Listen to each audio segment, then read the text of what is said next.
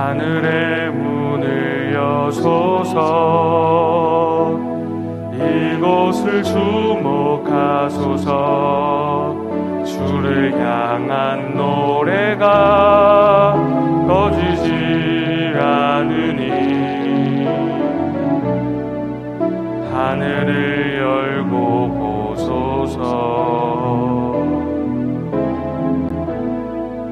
이곳에 임재하소서. 주님을 기다립니다. 기도의 향기가 하늘에 닿으니 주여 임재하여 주소서.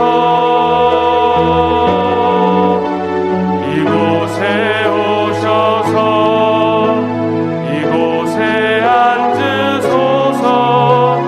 이곳에서 드리는 예배를 받으소서. 주님의 이름만이 오직 주의 이름만 이곳에 있습니다. 여호와의 계획은 영원히 서고 그의 생각은 대대에 이르리로다. 여호와를 자기 하나님으로 삼은 나라 곧 하나님의 기업으로 선택된 백성은 복이 있도다. 아멘. 사도신경으로 우리의 흔들리지 않는 신앙을 고백합니다. 전능하사 천지를 만드신 하나님 아버지를 내가 믿사오며 그 외아들 우리 주 예수 그리스도를 믿사오니 이는 성령으로 잉태하사 동정녀 마리아에게 나시고 본디오 빌라도에게 고난을 받으사 십자가에 못 박혀 죽으시고 장사한 지 사흘 만에 죽은 자 가운데서 다시 살아나시며 하늘에 오르사 전능하신 하나님 우편에 앉아 계시다가 저리로서 산자와 죽은 자를 심판하러 오시리라. 성령을 믿사오며 거룩한 공회와 성도가 서로 교통하는 것과 죄를 사하여 주시는 것과 몸이 다시 사는 것과 영원히 사는 것을 믿사옵나이다.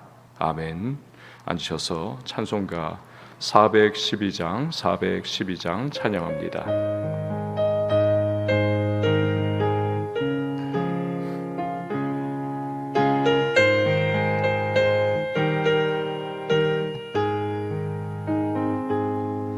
내 영혼의 극히 깊은 데서 맑은 가락이 울려나네.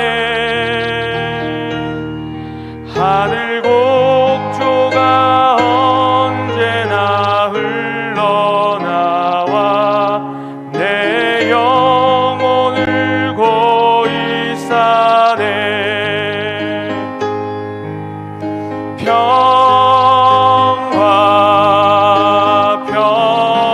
평화로다. 하늘 위에서 내려오네.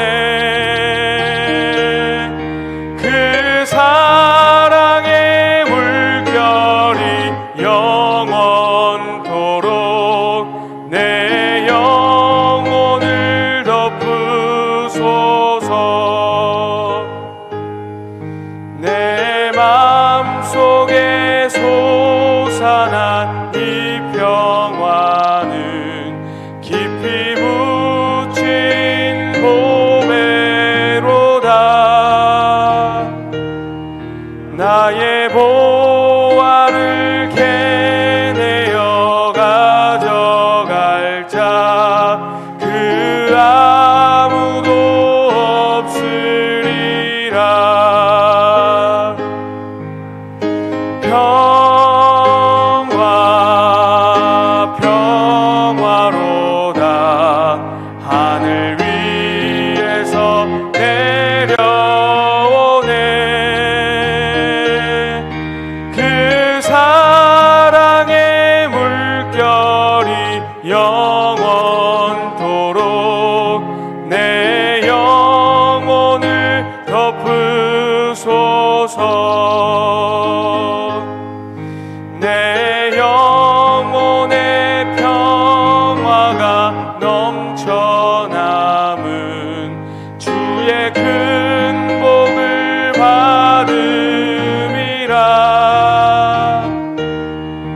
내가 주야로 주님과 함께 있어 내 영혼이 편히 쉬네.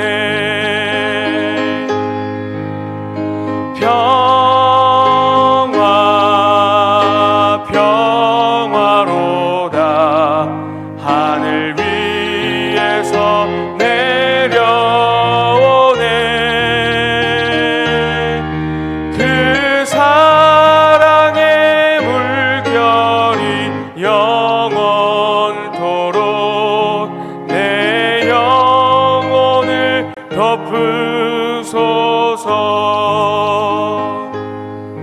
이 땅 위에 험한 길 가는 동안 참된 평화가 어디 있나.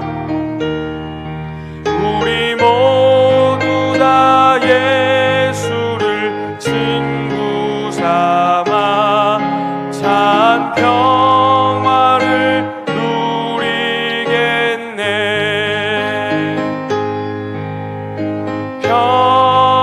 평화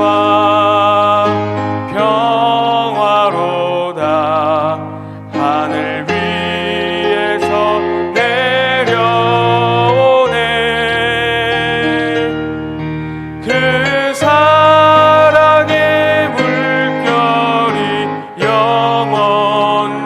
영원토록 내 영혼을 덮으소서. 아멘.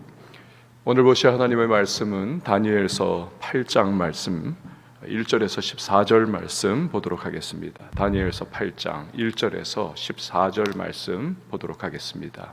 한 절씩 교독하겠습니다. 나 다니엘에게 처음에 나타난 환상 후 벨사살 왕 제3년에 다시 한 환상이 나타나니라. 내가 환상을 보았는데 내가 그것을 볼 때에 내 몸은 엘람 지방 수산성에 있었고 내가 환상을 보기는 블레 강변에서이니라. 내가 눈을 들어 본즉 강가에 두 뿔 가진 순양이 섰는데 그 두 뿔이 다 길었으며 그 중 한 뿔은 다른 뿔보다 길었고 그 긴 것은 나중에 난 것이더라. 내가 본즉 그 순양이 서쪽과 북쪽과 남쪽을 향하여 받으나 그것을 당할 짐승이 하나도 없고 그 손에서 구할 자가 없으므로 그것이 원하는 대로 행하고 강하여졌더라. 내가 생각할 때에 한 순염소가 서쪽에서부터 와서 온 지면에 두루다니되 땅에 닿지 아니하며 그 염소의 두 눈 사이에는 현저한 뿔이 있더라. 그것이 두 뿔 가진 순양 곧 내가 본 바 강가에 섰던 양에게로 나아가되 분노한 힘으로 그것에게로 달려가더니 내가 본즉 그것이 순양에게로 가까이 나아가서는 더욱 성내어 그 순양을 쳐서 그 두 뿔을 꺾으나 순양에게는 그것을 대적할 힘이 없으므로 그것이 순양을 땅에 엎드러뜨리고 짓밟았으나 순양을 그 손에서 벗어나게 할 자가 없었더라.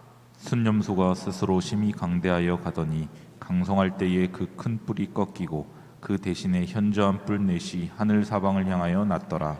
그중 한 뿔에서 또 작은 뿔 하나가 나서 남쪽과 동쪽과 또 영화로운 땅을 향하여 심히 커지더니 그것이 하늘 군대에 미칠 만큼 커져서 그 군대와 별들 중에 며칠 땅에 떨어뜨리고 그것들을 짓밟고 또 스스로 높아져서 군대의 주제를 대적하며 그에게 매일 드리는 제사를 없애버렸고 그의 성소를 헐었으며 그의 악으로 말미암아 백성이 매일 드리는 제사가 넘긴 바 되었고 그것이 또 진리를 땅에 던지며 자의로 행하여 형통하였더라. 내가 들은즉 한 거룩한 이가 말하더니 다른 거룩한 이가 그와 말하는 이에게 묻되 환상에 나타난 바 매일 드리는 제사와 망하게 하는 죄악에 대한 일과 성소와 백성이 내준 바 되며 짓밟힐 일이 어느 때까지 이를꼬 하매 그가 내게 이르되 2300 주야까지니 그때의 성소가 정결하게 되리라 하였느니라.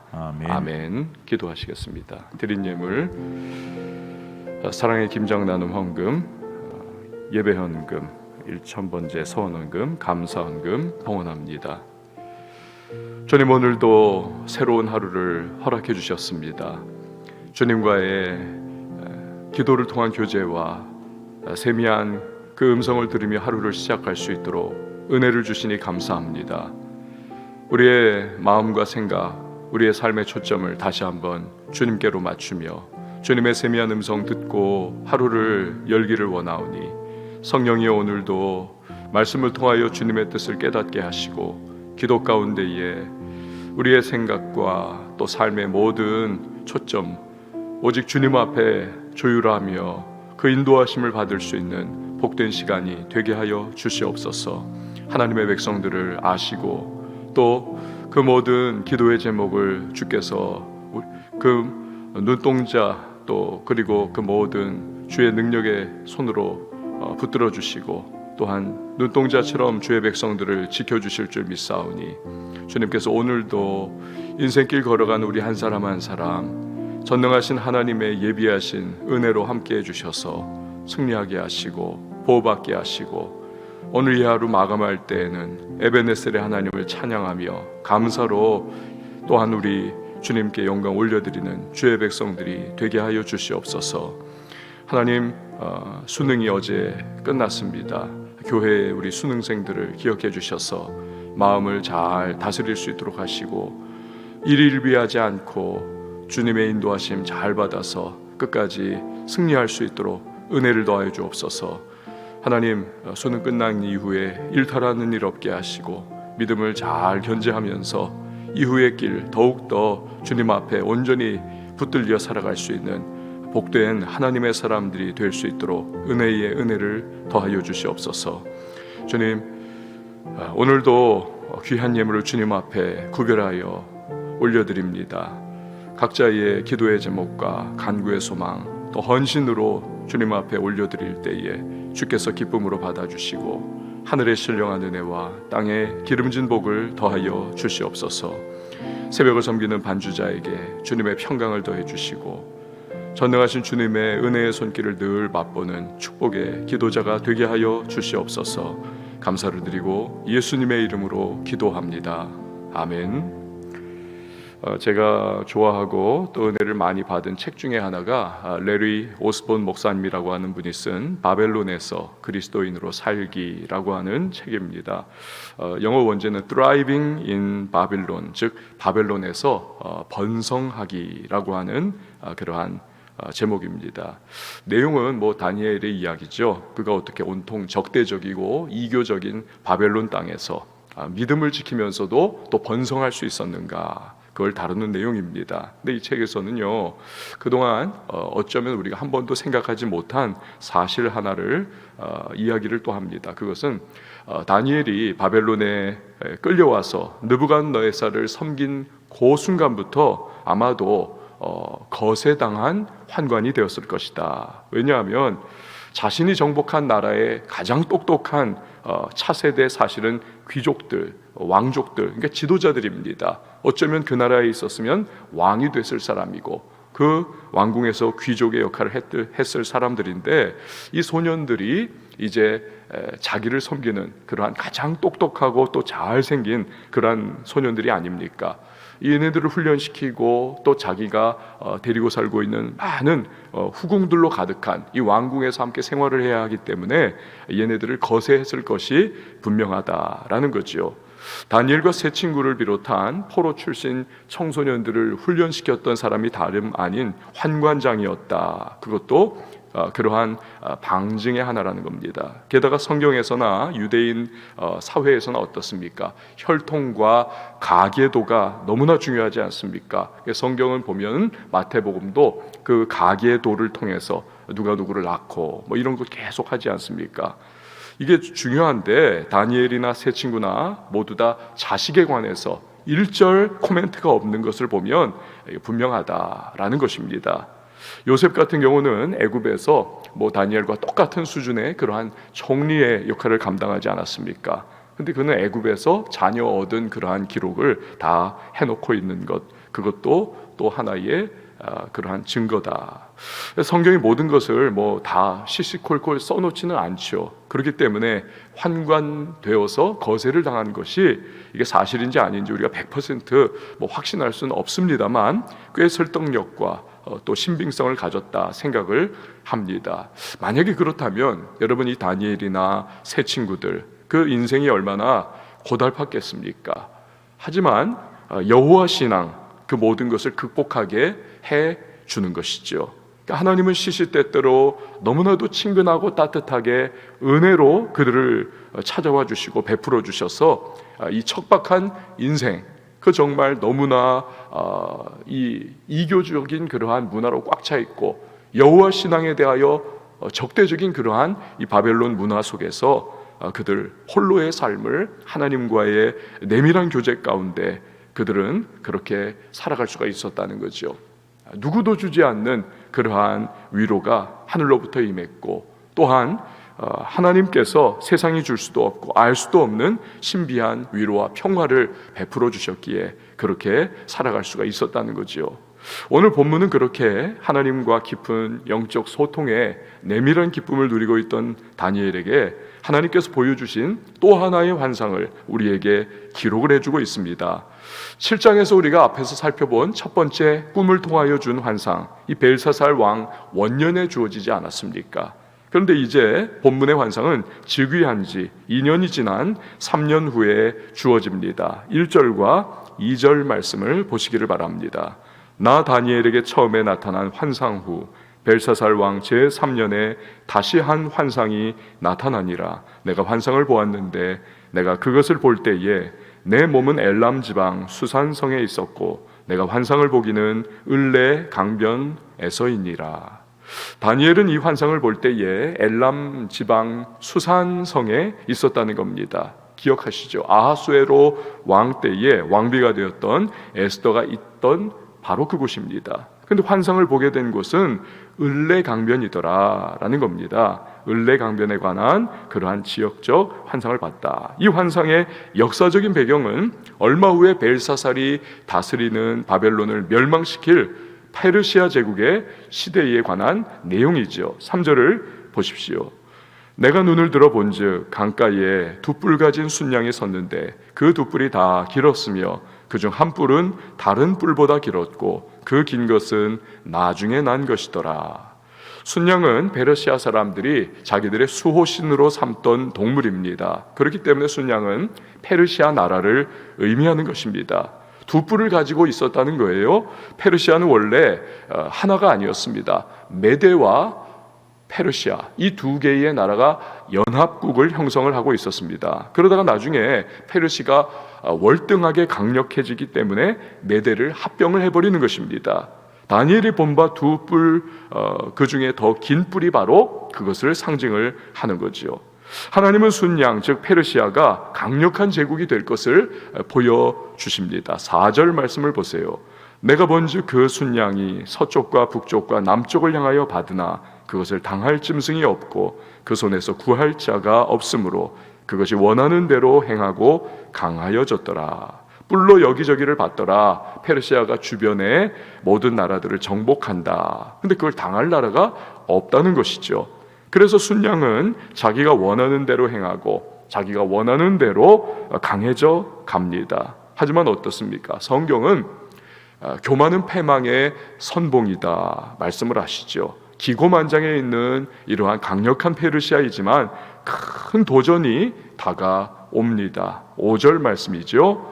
내가 생각할 때에 한 순염소가 서쪽에서부터 와서 온 지면에 두루 다니되 땅에 닿지 아니하며 그 염소의 두 눈 사이에는 현저한 뿔이 있더라. 원래 어떻습니까? 양보다 염소가 좀 더 세지요. 좀 더 셉니다. 고집불통이기도 합니다. 근데 한 그 순염소가 나타나가지고 온 지면에 두루 다니는데 이게 하도 빨라가지고 발이 땅에 닿지 않더라는 겁니다. 근데 그 눈 사이에는 현저하게 큰 뿔이 하나가 솟아있더라. 이게 묘사해 놓은 그 모양새가 얼마나 기괴해 보입니까? 근데 이건 상징이죠. 무엇의 상징입니까? 순염소는 페르시아 다음에 역사의 주 무대에 등장할 마케도니아, 즉 헬라의 알렉산더 대왕을 의미를 합니다. 우리가 봤던 첫 번째 다니엘의 꿈, 이 꿈에 나타난 표범이라고 하는 묘사가 바로 그 부분이죠. 날래고 빠른 특징 때문에 그렇습니다. 이처럼 알렉산더는 정복에 나선 지 3년 만에 중근동 지방 그 광대한 땅을 다 정복을 하고 헬라 문화를 심어놓습니다. 바로 이 알렉산더로 인해서 전 세계 헬라 문화, 즉 헬레니즘이 뿌리를 내려서 히브리 문화, 즉 헤브라이즘과 오늘날까지 양대 산맥을 이루게 되는 것이지요. 다니엘은 알렉산더가 페르시아를 무너뜨리는 것을 상징적으로 꿈에서 보는 것입니다. 6절에서 7절 말씀을 보시기를 바랍니다.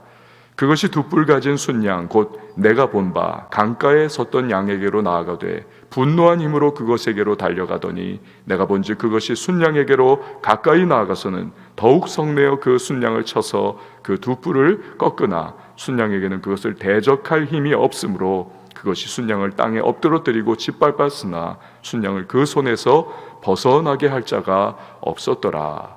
수렴소가 순양을 거의 무방비 상태에서 짓밟아 버리더라는 것입니다. 역사적으로 알렉산더는 페르시아의 다리오 3세를 두 번의 큰 전투에서 연이어서 부숴버립니다. 결국 그 이후에 페르시아를 정복을 해버리지요.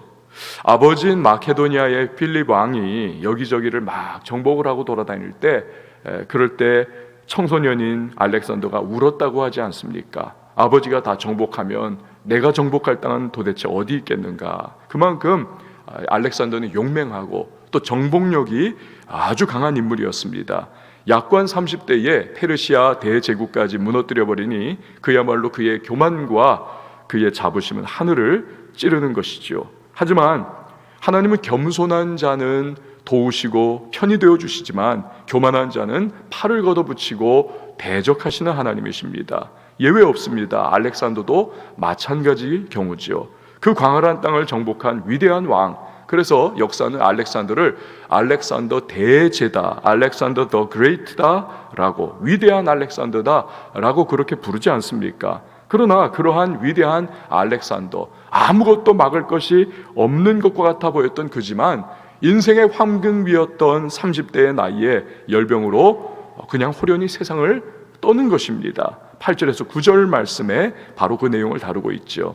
순념소가 스스로 심히 강대하여 가더니 강성할 때에 그 큰 뿔이 꺾이고 그 대신에 현저한 뿔 넷이 하늘 사방을 향하여 났더라. 그중 한 뿔에서 또 작은 뿔 하나가 나서 남쪽과 동쪽과 또 영화로운 땅을 향하여 심히 커지더니, 그러니까 순념소 헬라 나라의 큰 뿔이었던 알렉산더가 갑자기 꺾여버립니다. 죽어버리는 거지요.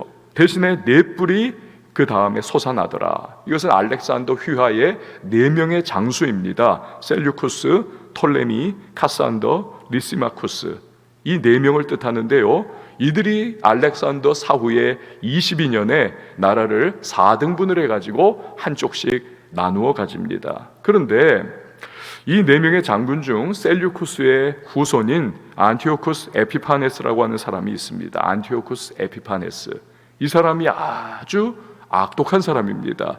그 내용이 10절에서 12절에 등장을 하죠.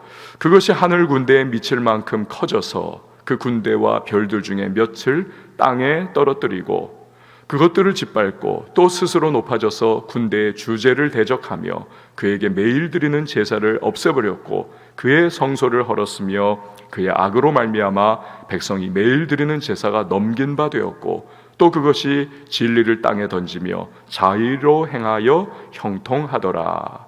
안티오쿠스 에피파네스는 영화로운 땅인 예루살렘으로 진군해 가가지고 여호와 신앙을 지키고 있던 많은 유대인들을 살해를 합니다. 그때부터 거의 이 사람은 미치광이 수준이 돼가지고 신성 모독적인 행위를, 우리가 읽은 요 10절 12절 사이에 나온 내용들을 일삼았던 겁니다. 그러니까 그 대표적인 것이 하나님의 성전에 감히 제우스상을 세웁니다. 우상을 세우는 거예요. 하나님 성전에. 그러니까 유대인들이 난리가 나는 거죠.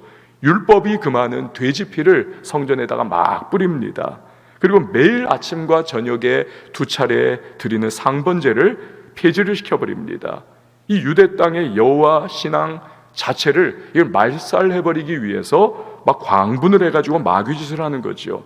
이 사람이 얼마나 마귀적이고 또 교만한지 그 이름에서부터 잘 드러나는 겁니다. 안티오쿠스 에피파네스. 여기서 에피파네스는 신의 현현이라고 하는 의미를 가지고 있습니다. 즉 자기 자신을 신과 같은 존재다 라고 이름을 갖다 붙인 겁니다. 눈에 보이는 것이 없는 사람이지요. 지금 국회의원이 돼가지고 이름을 태구민으로 바꾼 태용호 씨, 그가 전에 신문에서 인터뷰했던 기사를 기억을 합니다. 김일성이 성경에 나오는 하나님처럼 똑같이 자기를 신성하게 만들었다는 겁니다. 그는 기독교 집안이 아닙니까? 삼촌도 목사님, 할아버지도 장로님, 엄마도 강반석 집사님. 그런데 이 인간이 은혜를 받지 못하니까 오히려 아예 기독교, 이 성경을 전혀 알지 못하는 사람들보다 더 악하게 그렇게 행동을 하는 거죠. 예수님의 성탄절처럼 자기 생일을 태양절처럼 태양절로 만들어버립니다. 기독교인들이 성경을 믿고 성경을 읽듯이 주체사상집을 만들어가지고 그거 읽고 그거 따라라. 우리가 십자가를 교회 꼭대기에 다 세우는 것과 같이 방방곡곡에 그렇게 퍼져 있듯이 김일성도 자기의 동상을 그렇게 전국에 세워서 그 앞에 절을 해라. 하여튼 이런 식으로 성경을 따라합니다. 그러니까 마귀는 꼭 하나님의 영광을 찬탈하고 싶은 그러한 끓어오르는 욕망과 욕구를 이것을 포기를 못하는 겁니다. 지금 안티오쿠스 에피파네스가 바로 그런 짓을 했던 거죠. 하지만 하나님께서 절대로 악인을 내버려 두십니까? 결코 내버려 두지 않으십니다. 온 거리를요, 과학자들이 말하기를 그 안개가 자욱하게 껴가지고 한 치 앞도 내디딜 때에 이거 볼 수 없는 그러한 빽빽한 안개.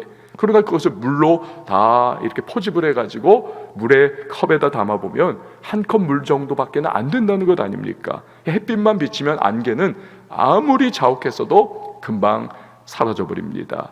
세상에 악이 횡행하고 악인이 세상을 다 휘어잡은 것 같지만 주님의 권능의 빛이 비치면 여러분 언제 어디에 있었는지도 모를 정도로 다 뿌리 뽑혀버리고 사라져버리는 겁니다. 안티오쿠스 에피파네스 역시도 마찬가지입니다. 계속해서 못된 짓을 하고 있었지만 하나님이 드디어 이제 그만 하시니까 그는 망해버립니다. 13절에서 14절 말씀이 바로 그 내용입니다.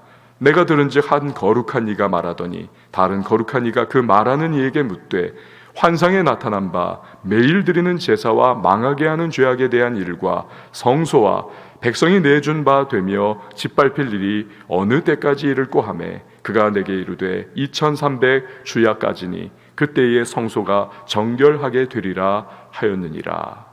그러니까 거룩한 성전에 감히 제우스 신상을 세웠습니다.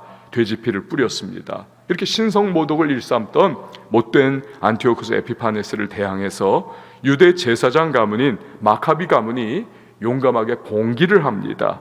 나를 따르라. 그러자 많은 이 마카비 그 군대를 따르는 유대인들이 일어나서 함께 전쟁을 벌입니다. 이게 바로 그 유명한 마카비 전쟁입니다. 그렇게 게릴라전을 펴는데 어느 날 갑자기 안티오쿠스 에피파네스가 덜컥 병에 걸려버립니다. 그리고는 그 길로 그냥 지옥행이지요. 죽어버립니다.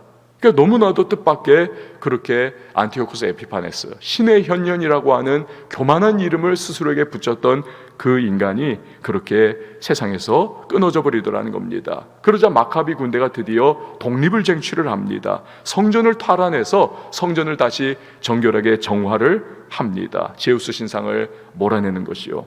그러니까 유대인들은 이 일을 기념하는 절기를 만듭니다. 이것이 바로 수전절 하누카입니다. 하누카. 유대력으로 따지면 12월 14일에서 8일 동안을 이 하누카가 지켜지는 겁니다. 태양력으로는 조금씩 해마다 날짜가 조정이 되는데 그래서 이 하누카가 성탄절과 이렇게 겹쳐지기도 합니다. 이 하누카는요 지금까지도 계속 유대인들에게 이어지고 있습니다. 유대인들이 정치와 경제와 문화와 예술 다 잡고 있는 미국에서는 요즘에는 크리스마스 시즌이 되면 이 하누카가 거의 비슷한 수준으로 그렇게 뜹니다.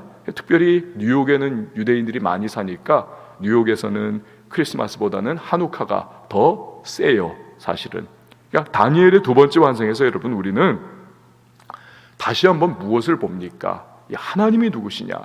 역사를 주관하시고 이끌어 가시는 그분의 주권과 권세, 이것을 우리는 확인을 하는 겁니다.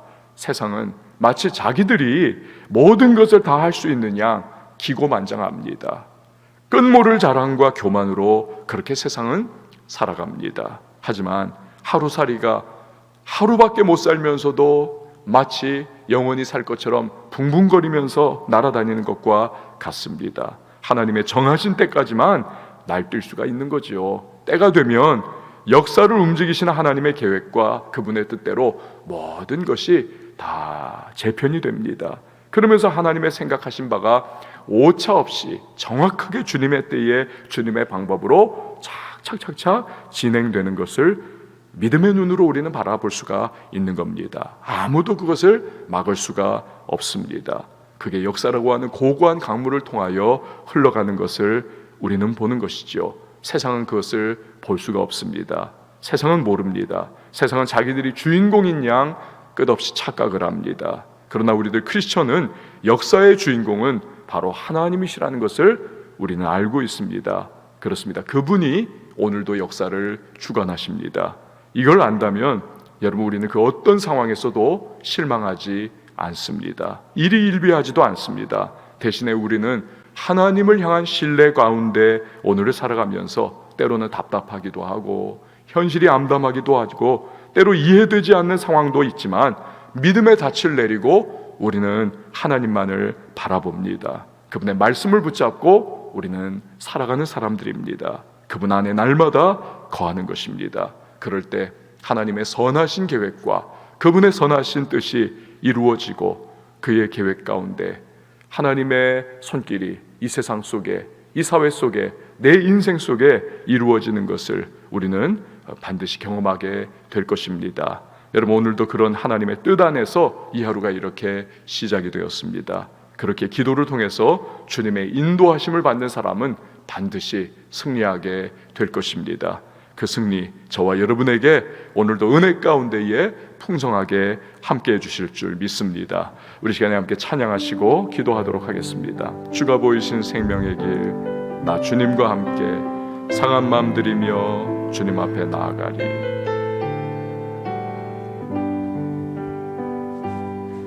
주가 보이신 생명의 길, 나 주님과 함께 상한 마음을 들이며 주님 앞에 나아가리. 나의 의로움이 되신 주 그 이름 예수, 나의 길이 되신 이름 예수. 나의 길 오직 그가 신하니 나를 단련하신 후에 내가 정금같이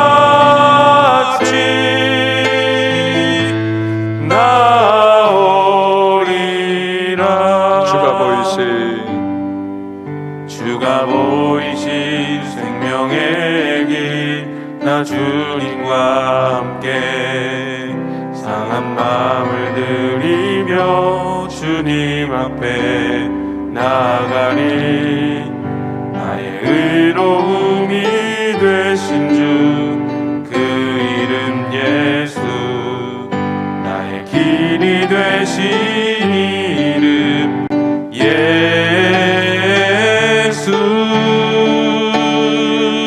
나의 길 오직 그가 신하니 나를 단련하신 후에 내가 정금같이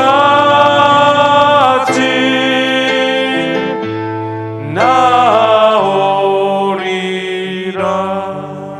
이 시간에 함께 기도하며 나갈 때 주님이 통치하십니다. 주님이 역사를 이끌어 가십니다. 그의 손이 붙들고 나아가십니다. 우리의 삶도 그렇지 않습니까? 오늘도 답답한 일, 이해되지 않는 현실, 상황에 유불리를 우리 거기에 우리 메인 채 그렇게 한숨 쉬며 또 우리 주저앉아 있지 않고 하나님의 능력의 손길이 지금도 이끌어 가시고 하나님의 선한 뜻과 계획이 내 삶 가운데, 우리 가정 가운데, 우리 자녀의 인생 가운데, 교회와 시대와 사회 이 나라 가운데 또한 역사하신다는 사실 신뢰하며 믿음의 닻을 내리고 주님 안에서 오늘도 거하며 그렇게 나아갈 수 있도록 도와달라고 성령님 오늘도 그 기름 부으심과 은혜와 능력으로 충만하게 채워주셔서 이 하루도 말씀 붙잡고 승리하게 하시고 하나님의 뜻 가운데 날마다 거하며 세상의 유혹과 시험과 마귀의 도전 앞에서 우리 휘둘리지 않고 믿음의 정으로 걸어갈 수 있도록 도와달라고 우리 함께 기도하고 또 특별히 여러분의 가정과 자녀를 위하여 기도할 때 고3 수험생들 일탈하지 않고 믿음 안에 잘 더욱더 자기 자신을 기도로 지키면서 하나님께서 기뻐 사용하시는 금그릇과 같은 주의 백성들로 든든하게 설 수 있도록 도와달라고 여러분 기도해 주시길 바랍니다. 교회를 위해서도 기도해 주시고요, 또한 이 나라와 민족을 위해서도 기도해 주시고 선교사님들을 위해서도 기도해 주실 때에 우리 한번 두 손 높이 들고 주님의 이름 한번 외치고 통성으로 기도합니다.